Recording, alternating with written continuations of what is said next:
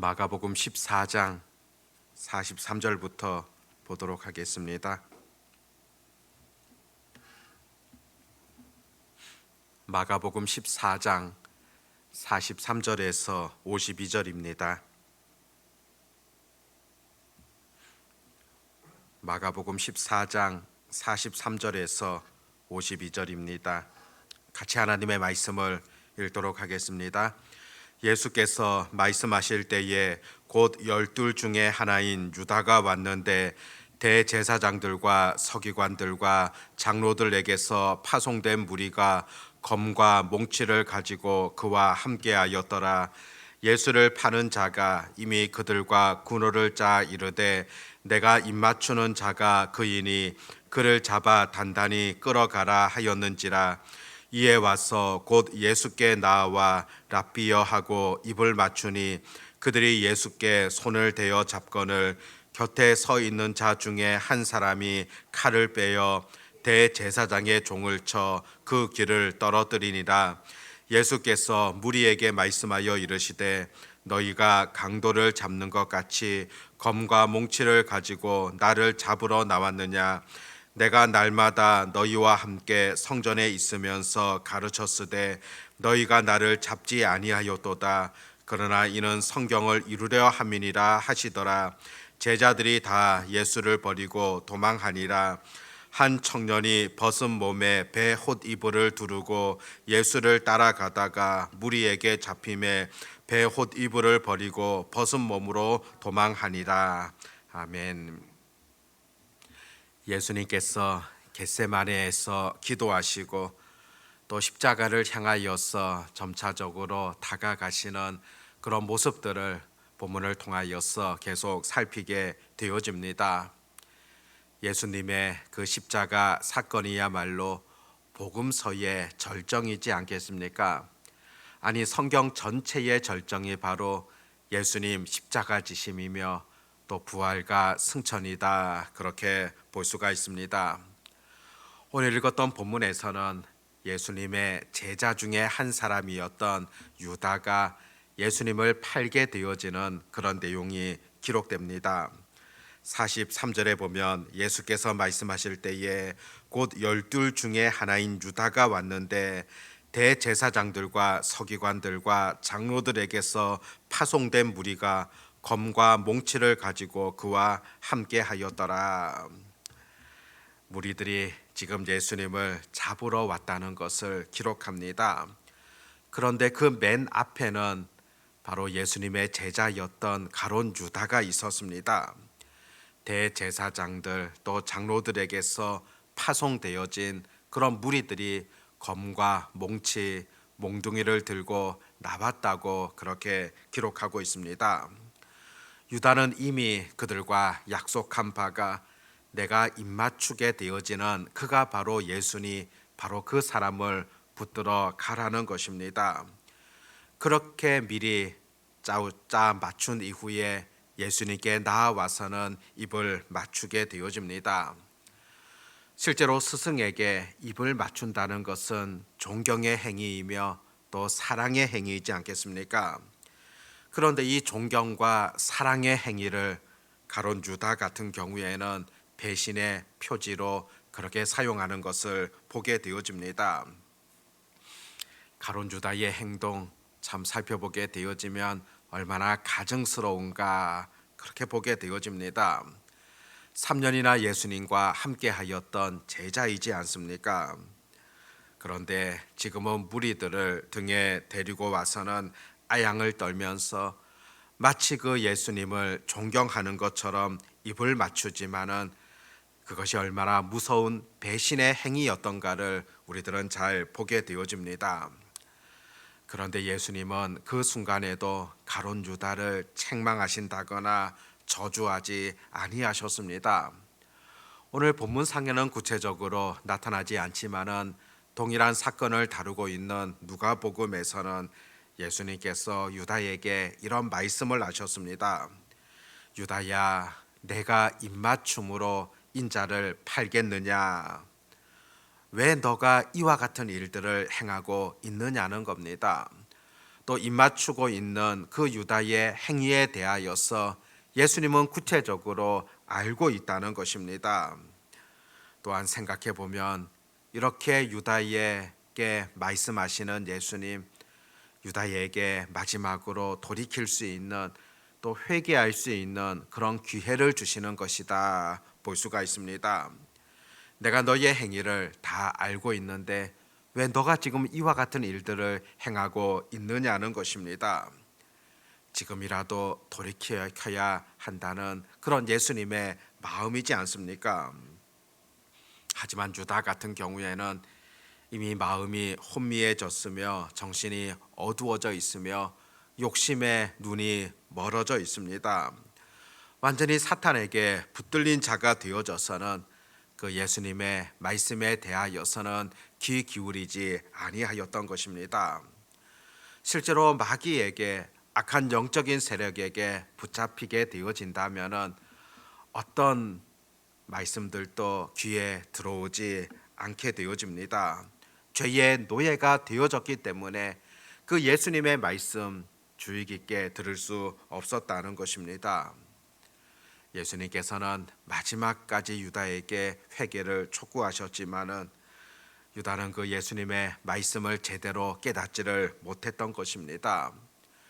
그런 점에서 하나님의 말씀이 들려질 때 그것이 얼마나 은혜의 시기인가를 보셔야 한다는 것입니다. 우리에게도 하나님의 말씀이 들려진다.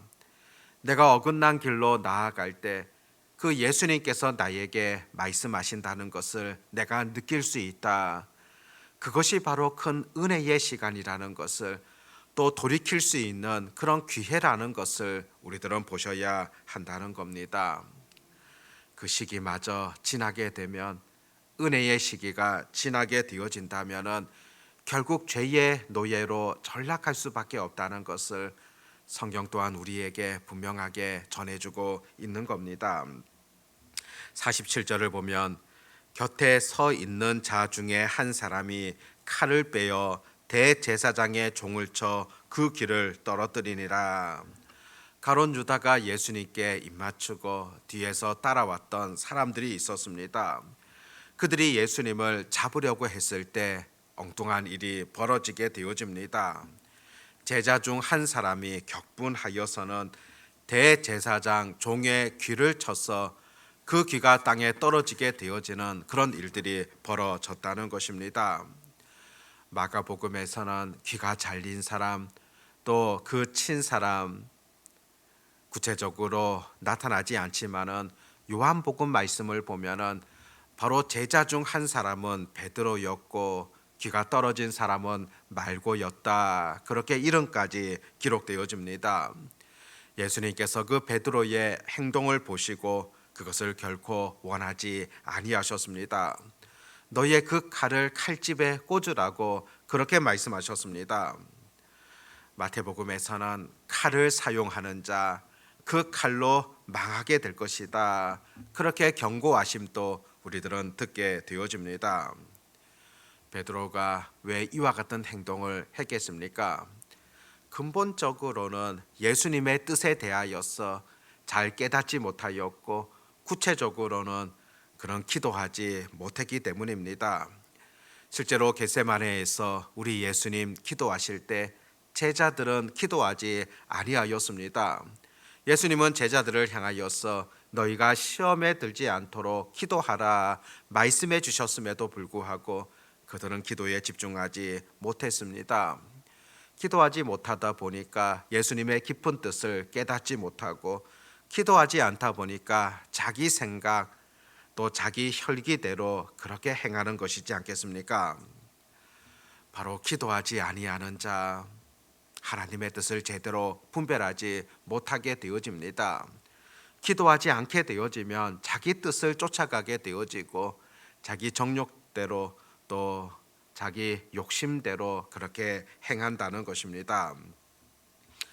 예수님께서는 그 말고의 귀를 붙여주시는 그런 내용도 다른 복음서에 나타나고 있습니다. 바로 예수님의 마지막 이적이다 볼 수가 있습니다. 가만히 생각해 보면 이런 사랑을 베푸시는 예수님의 행동들 한번 구체적으로 생각해 보십시오. 예수님께서 이적을 행하시는 그런 상황들을 들여다보십시오. 많은 무리들이 지금 예수님을 잡아가기 위하여서 칼을 들고서 또 몽둥이를 들고서 오게 되어집니다.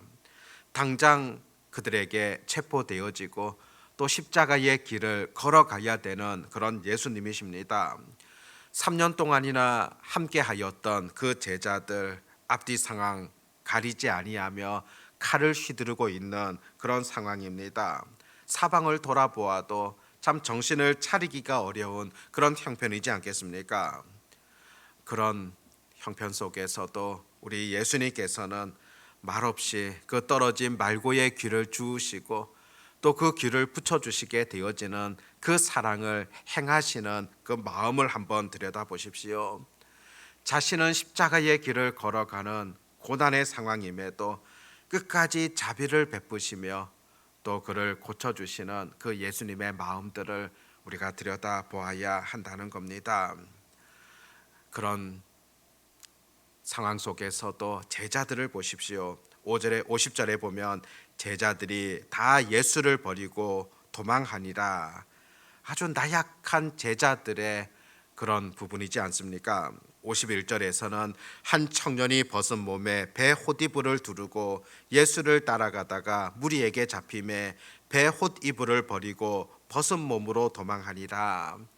한 청년이다. 그 청년이 지금 배 홑이불을 두르고서 예수를 따라가다가 결국 예수님께서 잡힌 모습을 보고서 결국 그도 도망치게 되어지는 그런 사건이 기록되어집니다. 이 청년이 누구이겠습니까? 많은 주석가들은 바로 마가복음을 기록하였던 마가 자신이다, 그렇게 말하곤 합니다. 마가가 잠을 자다가 예수님께서 체포되어진다는 소식을 접하게 되어지고 이 소식을 황급하게 예수님께 전하기 위하여서 달려갔지만은 이미 예수님께서는 잡혔습니다. 그 모습을 보게 되어지자 자기도 도망치게 되어지는 그런 내용이다 보게 되어집니다. 얼마나 나약한 그런 제자들이며 또 나약한 마가입니까? 나약한 삶이었지만은 마가복음에서는 그런 상황들도 그대로 기록하고 있습니다. 사실 과거의 어떤 나약함들, 그것이 중요한 것 아니라 현재 그리고 미래에 어떻게 살아가느냐, 그것이 보다 더 소중한 부분이지 않겠습니까? 마가도 한번 보십시오. 훗날에 바울의 1차 전도 여행 가운데도 함께했던 사람이 마가였습니다. 그런데 그 중간에서 그는 포기하게 되어지고 돌아오게 되어집니다.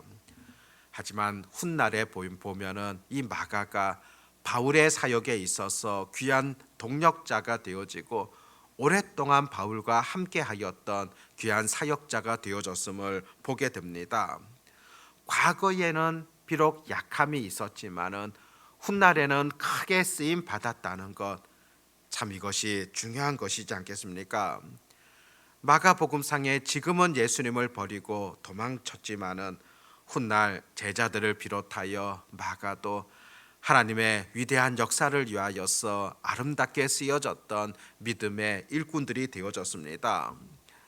지금의 나약함, 그것만을 묵상하는 것 아니라 훗날에도 하나님 나라를 위하여서 귀하게 쓰임 받는다는 것, 또 현재 하나님 나라를 위하여서 아름답게 사용되어진다는 것, 그것이 중요한 것이지 않겠습니까?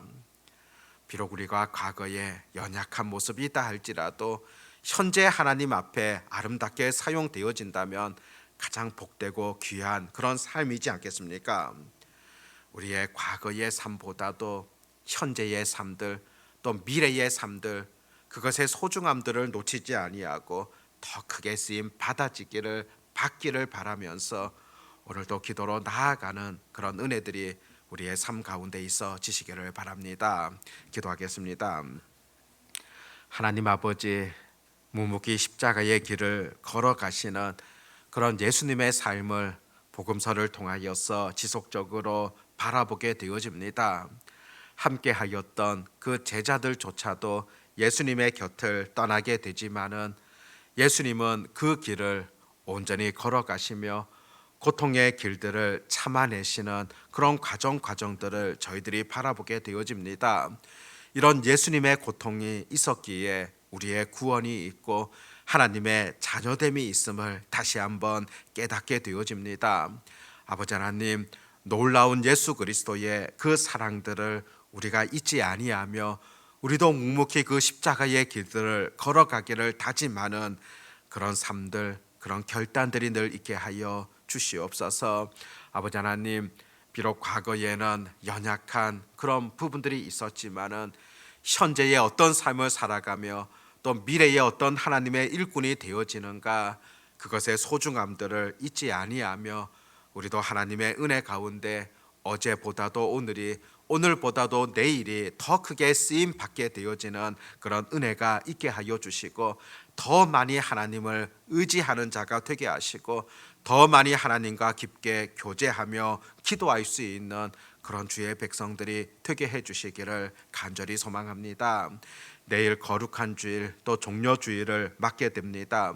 주님의 고난을 더 깊이 묵상하게 되어지는 그런 날이 되게 해 주시옵고, 특별히 내일은 성찬을 통하여서 또 예수 그리스도의 고난 당하심, 죽으심, 십자가의 의미들을 다시 한번 깨닫고 묵상하게 되어집니다. 아버지 하나님, 성찬을 통하여 주시는 하나님의 풍성한 은혜들을 누리게 하여 주시옵시고, 또 무엇보다 우리 또한 그 예수님의 고난의 길에 동참하며 예수님을 쫓아가며 닮아갈 수 있는 그런 결단들이 온전히 있게 해 주시옵소서. 준비된 예배를 드리게 하여 주시옵시고, 하나님께서 원하시는 영과 진리로 드려지는 그런 예배자가 되게 해 주시옵소서. 오늘도 하나님의 은혜 가운데 또 저희들에게 이 하루를 허락해 주셨습니다. 하나님께서 주신 귀한 하루라는 사실들을 잊지 아니하며 감사함으로 살아가게 하시고, 또 만나는 사람들 속에서도 예수 그리스도의 놀라운 은혜와 사랑을 베풀며 실천할 수 있도록 하나님 인도해 주시옵소서. 전능하신 우리 주님만을 온전히 의지하오며 우리 주 예수님의 이름으로 기도드립니다. 아멘.